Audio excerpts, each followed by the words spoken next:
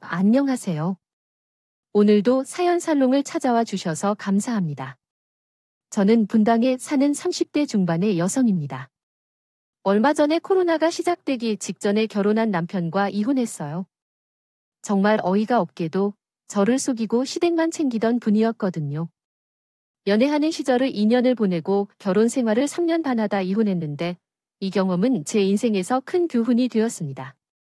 스스로를 위로하며 앞으로 잘 살아가려고 노력하고 있어요. 그나마 다행인 건 오래 살지 않고 그 자식과의 관계를 끊을 수 있었다는 거예요. 저는 대기업에 다니고 있고 남들이 부러워할 만한 대기업에 다니고 있습니다. 남편과는 여행 모임에서 알아서 인연이 생겼어요. 회사 내에는 다양한 동아리 활동들이 있었는데 그 중에서도 저는 아닌 사회에서 다양한 사람들을 만나고 싶었다면 남편은 다정하고 좋은 사람이었고 저는 이런 성격이면 평생 함께해도 되겠다는 생각을 하여 결혼하였습니다. 하지만 결혼 당시 남편에겐 어려운 상황이 있었습니다. 고등학생 시절 아버지가 돌아가셔서 집안이 어려워진 남편은 대학 등록금과 생활비에 대출을 받은 적이 있었고 그것을 갚기 위해 여전히 힘겨워하는 상황이었습니다. 결혼 전 남편은 망설이면서 이렇게 말했습니다. 사실 내가 아직 갚을 돈이 많은데 너와 결혼하는 게 맞는지 잘 모르겠다. 우리 엄마는 경제적으로 풍요하지 않아 용돈도 제공해야 하는데 이것이 너에게 부담이 될까 봐 걱정돼. 전에 언급한 영혼 씨가 말씀하신 내용에 대해 생각해보니 생각을 많이 해봤는데 어차피 지금처럼 영혼 씨에게 돈을 갚을 거면 갚으면 되고 당분간 시댁 생활비와 우리 소비를 내가 내면 되겠지 않나. 아가씨도 지금 취업 준비 중이니 언젠가는 취업할 거 아니겠어. 그것보다 영훈 씨가 나와 결혼할 마음이 확실한지가 더 중요한 것 같아. 나는 정말 민지랑 결혼하고 싶지만 내 상황이 이렇다 보니 좀 망설이는 거지. 그래, 그럼 결혼하고 당분간만 고생하자. 혼자서 생활비 다 들어가면 그것도 부담일 텐데 그래도 이렇게 말해주니 너무 고맙다. 저희는 그렇게 결혼했고 신혼여행 가서 남편은 제 손을 잡고 울먹이며 이렇게까지 말했어요.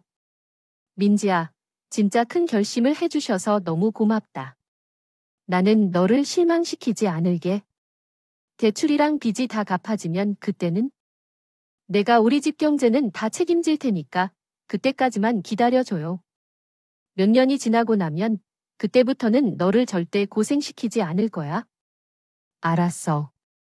나도 열심히 잘 살 테니까 영은 씨도 그렇게 해줘. 나 영은 씨 말 믿어도 되지. 물론이지. 나만 믿어 절대 후회하지 않고 살게 해줄게. 나 정말 민지, 너밖에 없어. 너무 고맙고 정말 사랑해. 저는 착해 보이는 남편의 눈빛과 그 말들을 거지곳대로 믿었어요.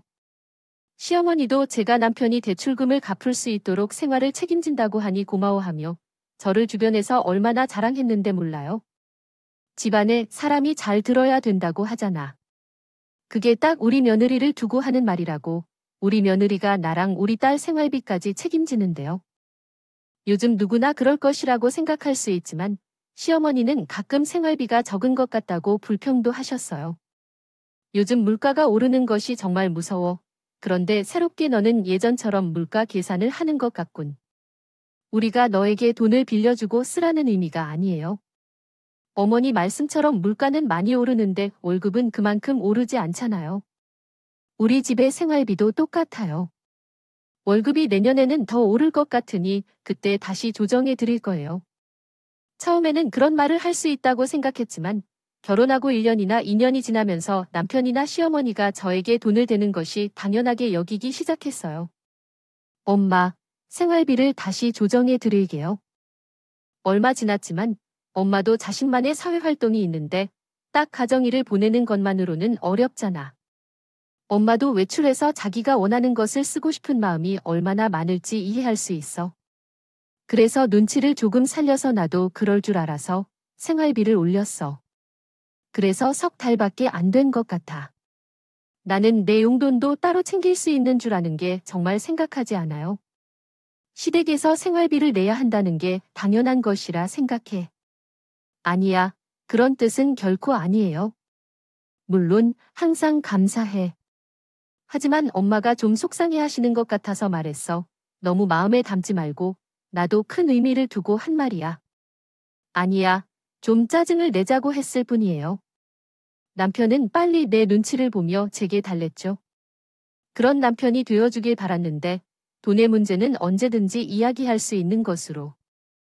제가 홍르 요새 작년에 찢어 실틀 여지를 고추하지만 비율 어넬람은 만투 높은을 저한테 잘 준다는 휘를 갈수록 있는 버렸으면을요. 그래도 회론하고 노려고 우리나와 같이 기손도 열심히 챙기면 저한테 어해올 더 해주러 노력했네디 언제나부터는 자기네 가족만 챙기는 시작이요. 그래도 그래길 끼게 마음에 두지는 않았어요. 아들이 자기 엄마 챙긴다네 무언가 하는 건 더 나쁜 것 같았거든요. 그때까지도 남편은 대출금을 제가 시댁생활비까지 책임지고 있었기 때문에 통장 관리를 제가 하고 있었어요. 그래도 웬만하면 모든 은행 업무를 노트북이나 모바일로 처리했기 때문에 서로의 통장 사정 같은 건 잘 몰라요. 저희 부부는 만약의 경우를 대비해서 서로의 공인인증서 번호와 통장 비밀번호를 공유하고 있었어요. 어느 날 회사에서 일을 하다가 생각나서 시댁생활비를 보내고 적금 등을 정리하기 위해 잠시 밖으로 나와 노트북으로 정리를 하고 있었어요. 그러던 중 남편이 드라마나 영화를 보기로 결정한 사이트가 떠올라서 남편의 공인인증서로 내역을 확인해 보았어요. 확인하다가 가격대가 다양한데 저와 공유를 안 하길래 궁금해졌거든요. 그렇게 하다가 남편이 은행에서 꽤 큰 금액을 대출했다는 사실을 알게 되었어요. 엄청 당황스럽고 놀랐지만 곧바로 현혹을 벗어났어요. 시어머니가 한 달 전에 큰 신축 건물에 상가를 분양받았다며 자랑하듯 이야기했어요. 그때 저는 돈이 어디서 나왔는지 궁금했지만 물어보지 않았어요. 남편이 제 눈치가 보였는지 이렇게 말하더라고요. 그거 영선이가 대출받고 엄마도 아포트 담보로 좀 받았대. 아, 그랬구나. 근데 아가씨 취지가 아직 안 됐는데 대출이 나와. 그거 자영업 시작하는 사람들한테 보증기금 같은 데에서 해준다는 게 있다더라고 해요. 나도 몰랐는데 이번에 알게 됐어요. 아무리 그래도 그 돈으로 상가 분양을 받을 수 있나 의문이었는데 저는 남편 대출금을 보고 바로 이해가 갔어요. 제가 따로 그 신축 건물 분양가를 알아본 남편 대출금이 같았거든요. 그때부터 다달이 남편 통장에서 원금과 이자가 빠져나가고 있더라고요. 제가 그 순간 남편한테 요청해야 할까요? 느낀 배신감은 이로써 말할 수 없었습니다. 저에게는 시댁에서 돈을 많이 안 보내준다며 뭐라 하면서 은근히 자기 엄마와 동생만 챙기는 걸 알고 있었는데 이제는 자기네끼리 몰래 상가까지 샀다고 하잖아요. 제가 혼자처럼 그 세 사람에게 돈이나 대주며 어떻게든 한 푼이라도 더 보내려고 하고 있었습니다. 또한 남편이 너무나 괴로워서 그냥 넘어갈 수 없었습니다. 남편이 그동안 쓴 대출금 갚으라며 제 월급으로 그 외의 모든 것을 책임지고 있었으며 그의 남편 보험까지 부담했던 데다가 더해 저는 노후 자금까지 마련한다고 진짜로 제 용돈은 거의 없다시피 살고 있었기 때문입니다. 저는 남편의 달콤한 말만 믿고 있었던 것뿐입니다. 믿고 혼자서 모든 노력을 다해온 멍청이, 바보가 된 기분이었고 그동안 살아온 모든 시간이 허무했어요. 얼마 전부터 안 되던 남편의 태도로 인해 여러 가지로 상처를 받고 있었던 나는 그 대출을 끝낸 후부터 마음이 급속도로 식어갔어요. 그는 자신의 집만 챙기고 나는 친정에 아무것도 도와주지 못한 것을 후회했고 그래서 나도 이제는 친정에 하고 싶은 대로 맘껏 해주기로 마음먹었어요. 친정 부모님은 남편과 시댁의 사정을 안타깝게 생각하여 남편이 돈을 갚을 때까지 아무것도 받지 않겠다고 명절날 용돈을 거절하는 분들이었어요. 이런저희 부모님의 마음마저 그 인간이 이용했다고 생각하니 분노가 속에서 여실히 느껴졌어요. 끌어올리려는 말씀이신가요? 사실 제 부모님은 제가 챙겨줄 필요 없이 먹고 사는 걱정도 없으셨고 할아버지께서 물려주신 재산도 있어서 여유가 있었어요. 하지만 돈의 유무를 떠나서 자식이 부모님에게 효도를 하는 것은 당연한 일이죠. 그동안 남편은 자신의 대출금을 갚는다며 한 번도 저희 부모님께 그럴싸한 선물을 해본 적이 없었어요. 장인, 장모님은 모든 것을 갖고 계시기 때문에 무엇을 해드려야 하는지 모르겠어요. 웬만한 것은 눈에 띄지도 않을 테니 괜히 서툴게 처리해 어려움이 생길 수도 있으니까요. 이러한 이유로 남편은 엄마의 생일을 놓칠 뻔했어요. 정말 안 되겠다 싶어서요. 아빠에게 큰 편지를 쓰기로 결심했어요. 나는 내가 우리 부모님을 돌봐주고 싶은 마음이 없었겠어요. 다만 나는 우리 가족을 위해 많이 해주지 못한 것 같아서 미안하다. 남편은 나에게 모르게 그 집에 제사만 지내고 있으며 돈을 더 내놓지 않겠다고 볼멘 소리를 했으니 더 이상 남편과 생활비에 관해 언급할 필요가 없겠다고 생각했어요. 그래서 다음 날에 부모님과 함께 백화점에 가서 명품 브랜드로 모자부터 구두까지 모두 사드렸어요. 엄마와 아빠는 상가 같은 것에 투자하지 않아도 된다고 하셨고, 만약 어떤 것을 원한다면 내가 사줄 테니 얘기해달라고 하자 아빠가 곧 손을 마주쳤어요. 아니야, 요즘에는 상가 같은 것은 마음대로 사는 게 아니다. 갈수록 인기가 없다고. 상점이 가게를 꾸리는 게 요즘 빈틈이 많아진다고 하는데도 여전히 많다고 하더라. 그런데 돈이 있다면 차라리 유익한 지하 공간을 사는 게 나을 것 같아. 하지만 민지야, 내가 안 해줘도 괜찮아. 아빠 말이 맞아. 우리가 하는 마음이 있었다면 벌써 했겠지. 거기에 너네 돈을 쓰려고 하는 게 뭔가? 요즘 김서방의 지출 상황이 괜찮은가? 그 사람의 지출 상황은 어떤가? 나도 엄마 아빠께서 하나만 제대로 도와드리고 싶어 해서 그렇죠. 그래, 오늘 이렇게 도와주는 것만으로도 고맙다고 생각해. 아빠는 너만 잘 살면 돼. 그래, 엄마 아빠는 너만 잘 살면 된다고 생각해. 이렇게 마음만으로도 좋다는 엄마의 말에 눈물이 나더라고요. 이렇게 제 행복만 바라시는 부모님은 뒤로 두고 자기들만 하는 남편하고 시부모님 집에만 뼈 빠지게 번 돈을 쓰네요. 거들 뿐이네요. 사실은 남편과 시어머니의 행동이 너무 심술스러워서 자랑스럽게 우리 부모님을 대접해주고 싶었던 마음도 있었어요. 그러나 엄마 아빠는 제 상황을 고려해주시고 걱정해주셔서 불효를 한 것이 얼마나 큰 실수였는지 철저히 깨달았어요. 그때 해외여행이 계획되어서 다시 외국을 자유롭게 여행할 수 있게 되자 부모님께 유럽 여행을 권유했습니다. 항공편 티켓부터 호텔 예약, 관광지 가이드 예약까지 다 마무리해서 외국 여행을 즐기시라고 제안했어요. 더불어 용돈도 풍족하게 드렸는데도 엄마 아빠는 먼저 제 경제적 여유 상태부터 걱정하셨습니다. 민재야, 우리가 따라가도 되는 거 맞니? 한 달이나 가까운 시간 동안 경비가 많이 얼마야? 이와 같은 표현을 했습니다. 생활비 걱정 마세요. 이 정도는 제가 할 수 있어요. 결혼하고 나면 엄마 아빠 신경 많이 쓰지 않을 것 같아요. 그동안 제 앞날만 생각하느라 고민했지만 이제는 아이를 키우느라 힘도 빠지는데도 부모님을 잘 챙기지 못했다고 생각해요. 아빠가 그러셨어요.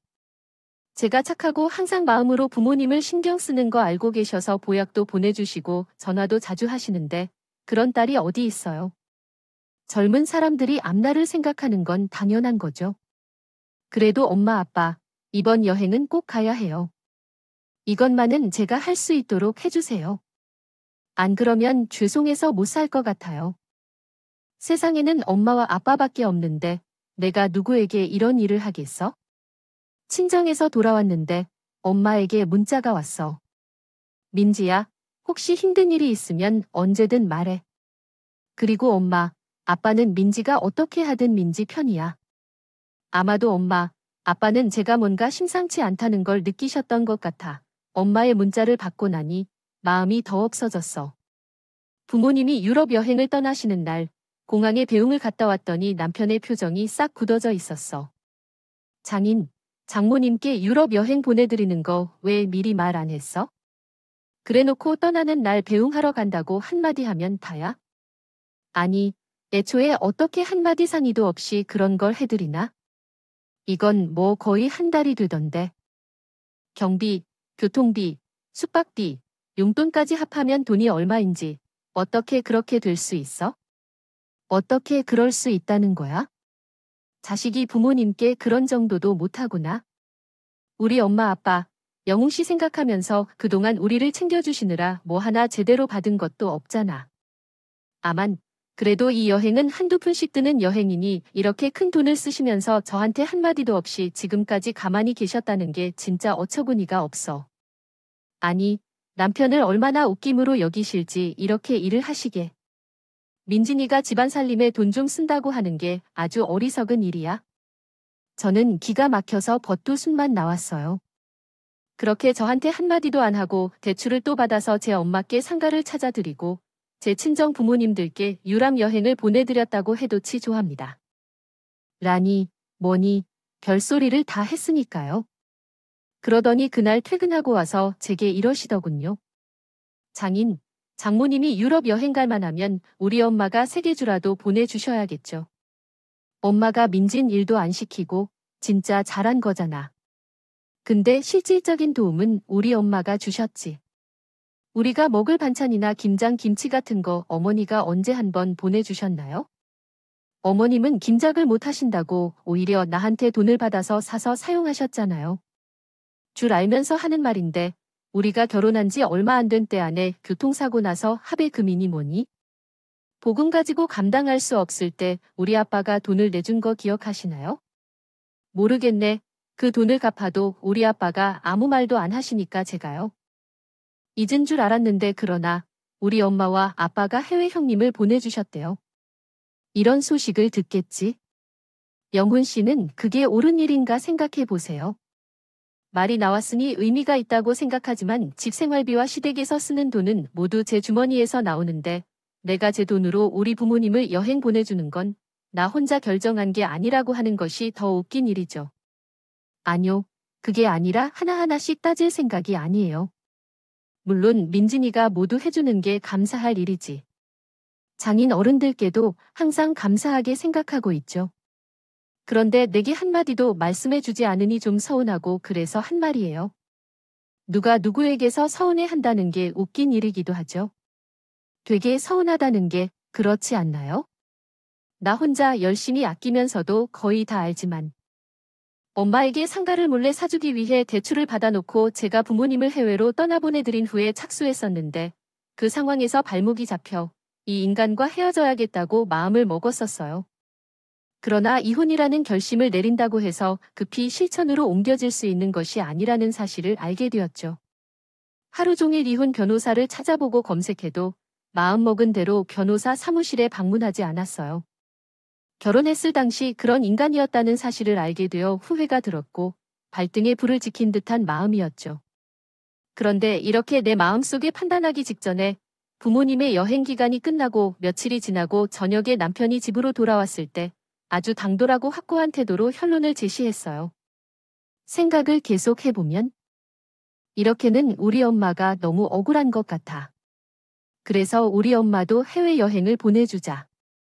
장인과 장모님은 유럽으로 한 달간 떠났는데 우리 엄마는 그냥 집에만 있어서 마음이 쓰여. 그러니까 우리 엄마에게 여행을 보내주자. 그러나 그럴 수 없다고? 임민지야, 너 진짜 이렇게 하려니 어떻게 하겠니? 너희 부모님만 여행을 보내주고 우리 엄마는 안 된다고 하는 거야?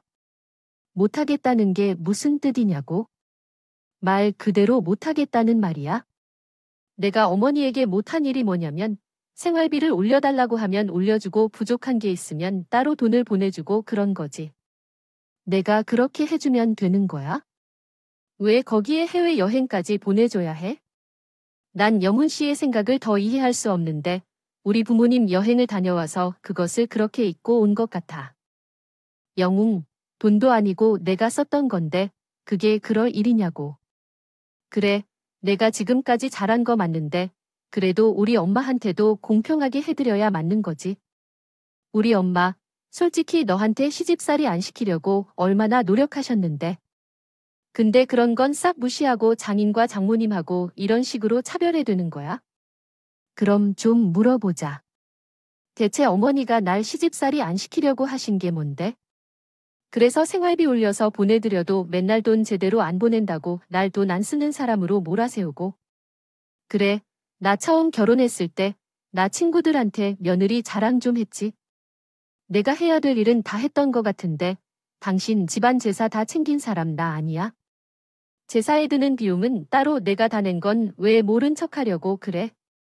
그러니까 대체 내가 뭘 받았는지 말해보라고요. 엄마가 꼭 너한테 뭘 해주셔야만 하는 거야? 어려운 시기를 다 극복하고 나 키워서 너랑 짝이 됐는데 그것만으로도 감사해야 되는 거야? 아니야. 그럼 너도 우리 부모님한테 똑같이 감사해야 해. 내가 여행 보내준 거 가만히 입 다물고 있어야 하는 거야? 아니야.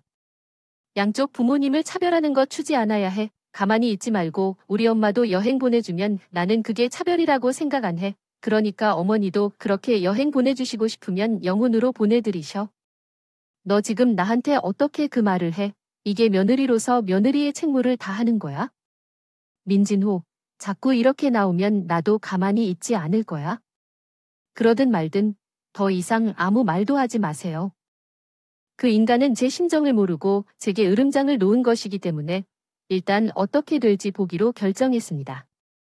저희 사이에는 결혼 생활이 있었으니 어찌되었든 이혼 변호사를 찾아가는 일을 최대한 미루고 싶었어요. 그러나 결국 마음이 떠난다면서 이혼을 결정했다면 미루고 있을 수 없겠죠. 어차피 해야 할 일이라는 생각이 들었어요. 그때는 그렇게 생각하지 않았고 남편이 미안하다고 사과할 거라고 생각했지만 실제로는 그 사람은 잘못을 인정하지 않고 모든 것을 뒤로 던지더라고요. 저는 시어머니에게 여행을 보내주겠다고 했더니 신이 나신 것 같았어요. 전화 주신 내용을 정리하면 영훈이가 나에게 전화해서 유럽 여행을 보내준다는데 그렇다고 하더라. 그러자 나는 이렇게 말했어요. 며느리한테 최대한으로 대접해준 적 있어요. 어머니, 무슨 잘못을 하신 것 같은데요. 저는 영훈 씨한테 그런 말을 한 적이 없어요. 그리고 유럽 여행은 제가 보내드릴 수 없을 것 같아요. 지금도 영훈 씨와 저희가 한 푼도 안 보태고 있는데 어머니는 모든 것을 제도하고 나가는 것 아닌가요? 그런데 어떻게 내가 어머니를 해외여행까지 보내드리겠어요? 그러자 상대방이 말했어요. 나는 듣는 기가 없는 줄 알아. 너희 부모님을 유럽 여행을 한 달 동안 보내드렸다며 벌써 며칠 지났지. 나도 다 알아. 너희 친정 부모에게는 해줘도 나한테는 안 된다는 소리야. 막말로 내가 영훈이 대출금을 갚는 거를 돕는 것도 아니는데.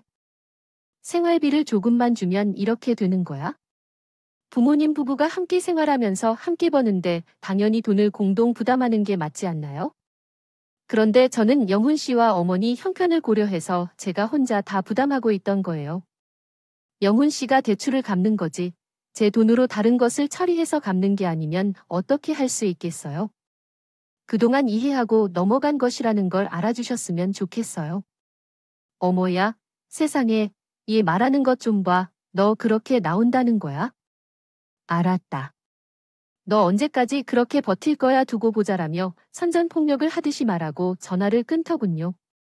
그리고 그날 남편은 밤늦게 집에 와서 저한테 이렇게 했더군요. 토요일까지 엄마가 유럽 여행 비행기 티켓과 호텔 예약을 해놨어. 그때 집에 올 테니까 알아서 잘해놔.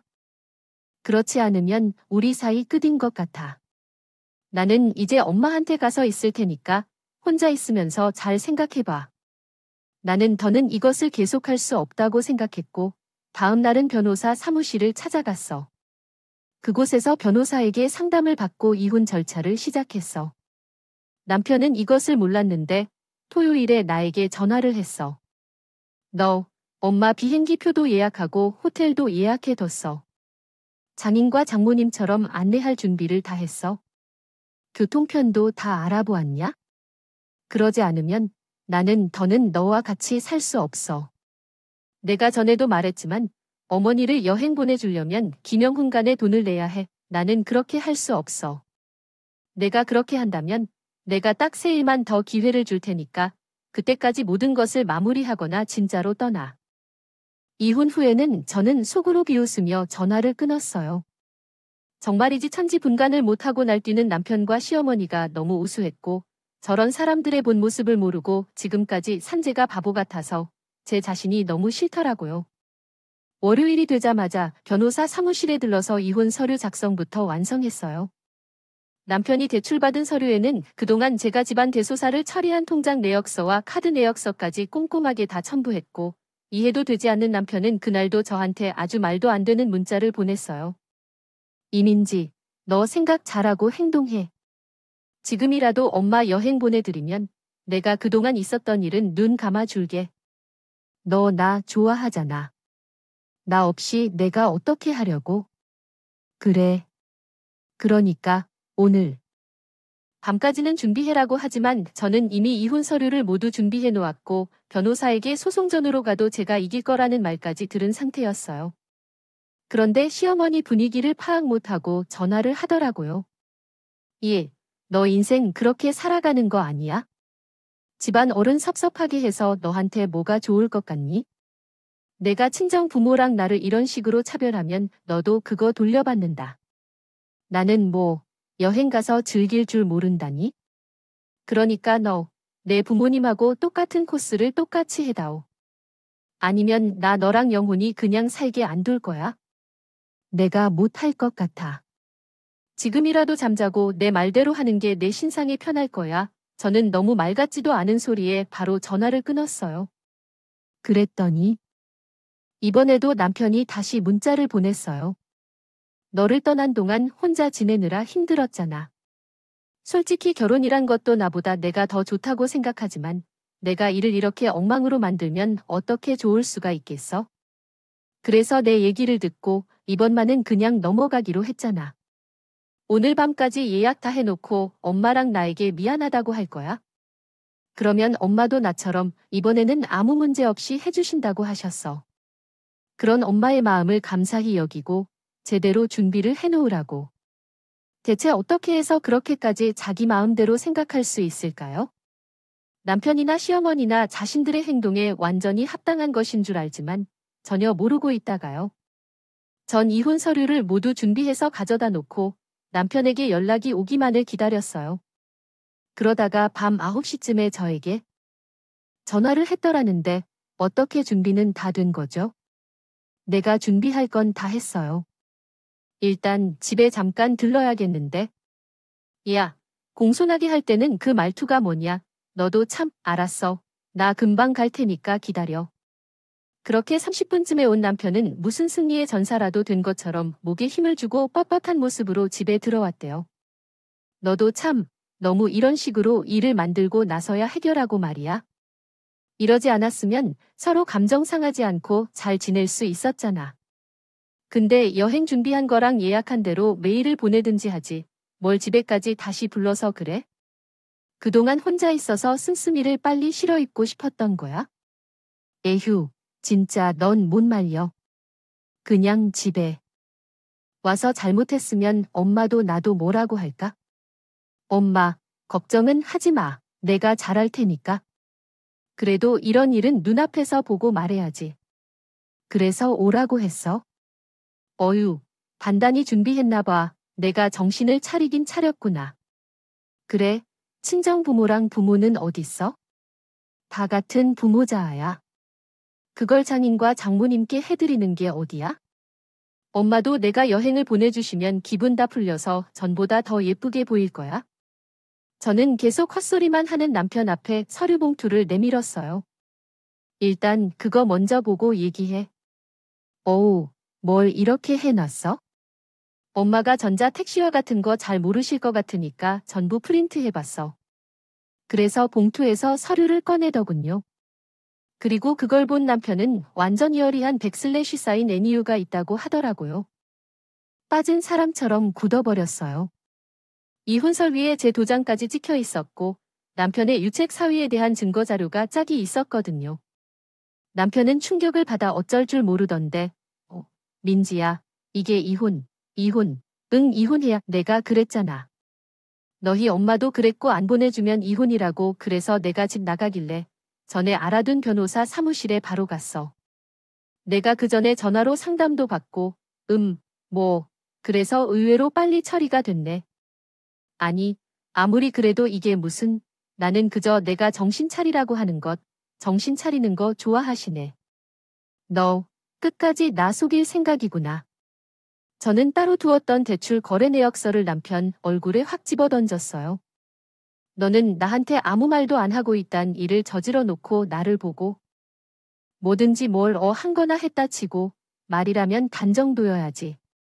라나, 아이, 이걸 어떻게 내가 안 거지? 너는 언제부터 알고 있었어? 너희 어머니가 계속해서 말 안 하고 있으니까 속이면 내가 평생 몰랐을 것 같아. 이러고 나를 보고 부모 차별을 하는 짓이라니. 진짜로 내 소리에 내가 아주 속이 다 타들어가는 줄 알았다. 이거 같은 인간아. 그러자 남편은 갑자기 제 앞에 무릎을 꿇더니 너한테 말하려고 했는데 엄마가 이런 거 부부끼리 몰라도 되는 거라고 모르게 하라고 해서 말 안 한 거야. 진짜 일이 이렇게 될 줄은 몰랐지. 미안해. 잘못했어. 끝났고 너도 밖에 나가서 다 물어봐. 어떤 미친 여자가 자기보다 벌이도 변변치 않고 직장도 별로인 남편이 몰래 대출받아서 시댁 상가 사느라고 아직도 버릴 줄 모르는 사람.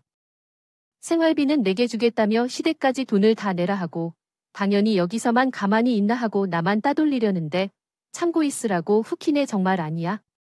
민지야, 너 나 좋아하잖아. 내가 말하는 대로 다 들어주는 게 너잖아.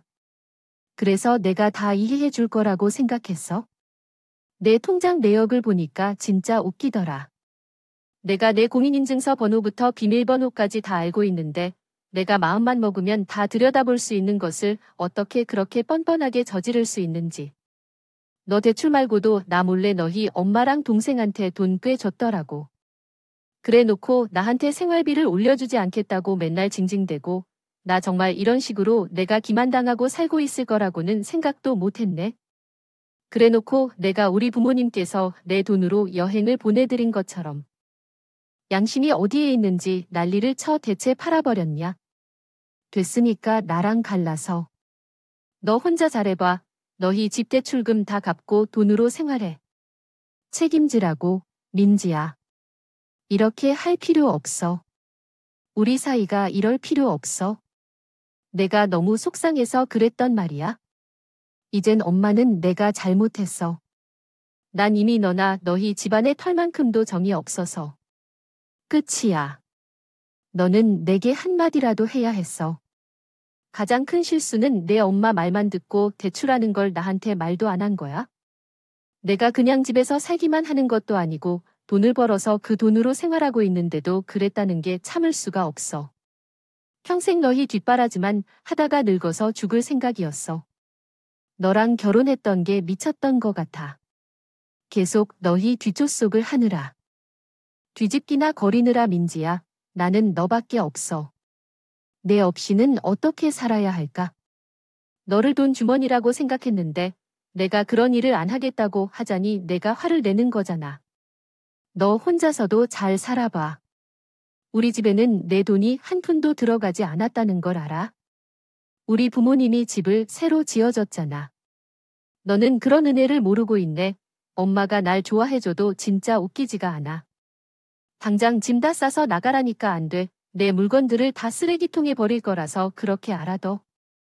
안 돼. 너랑 헤어질 수 없어. 혼자서 그 모든 돈을 어떻게 부담해. 이렇게 해서는 끝낼 수가 없어. 그건 내 문제니까. 너가 해결해야 해. 엄마 말을 잘 들어야 해. 엄마가 하는 대로 해봐. 더는 내게 무엇을 해달라고 부탁하지 말고 너와 나는 이제 함께하지 않아. 그럴 사정이 아니니까 남편이 저에게 고백했기는 했지만 제 마음은 완전히 떠났고 이미 정리가 끝났었어요. 남편이 짐을 싸서 시댁에 가니 시어머니가 즉시 저를 찾아와서 버럭 날리려고 하지만 저는 돌아보지도 않았어요. 결국에는 시어머니도 이 사태를 만든 한 명이었기 때문에요. 저는 냉정하게 남편과 시댁을 끊겼고 결국 이혼하게 되었어요. 남편이 제가 모르게 대출을 받아서 시어머니에게 상가를 사주었는데 그동안 제게 보낸 문자들과 전화 녹음까지 모두가 증거가 되어 남편은 재산 분할을 할 수 없고 제게 위자료를 주어야 했어요. 그리고 아가씨가 교통사고를 당했을 때 아빠가 도와주신 돈까지 저는 받았어요. 악착같이 받아냈어요. 그렇게 하기까지 거의 1년의 시간이 걸린 것 같네요. 남편은 저와 이혼 후 완전히 빈털터리가 되었고 상가도 결국에는 손해를 보고 팔아야 했다고 하네요. 안 그래도 코로나 때문에 상가들이 전 같지 않은데 무리를 해서 산 걸 결국 갚을 능력이 안 돼서 돈도 못 남기고 팔았다고 해요. 그게 남편과 시댁의 최후였다. 생활에서 벗어나서 지금은 제 인생을 살고 있어요. 비싸게 인생 공부했으니 더 열심히 살아보겠습니다. 제 이야기는 여기까지예요. 들어주신 모든 분들께 감사드려요. 항상 행복하세요. 여러분의 사연 댓글에 대한 응원과 현명한 조언에도 감사합니다. 부탁드립니다. 좋아요와 구독은 저에게 큰 힘이 됩니다. 오늘도 좋은 일 가득하시길 바랍니다.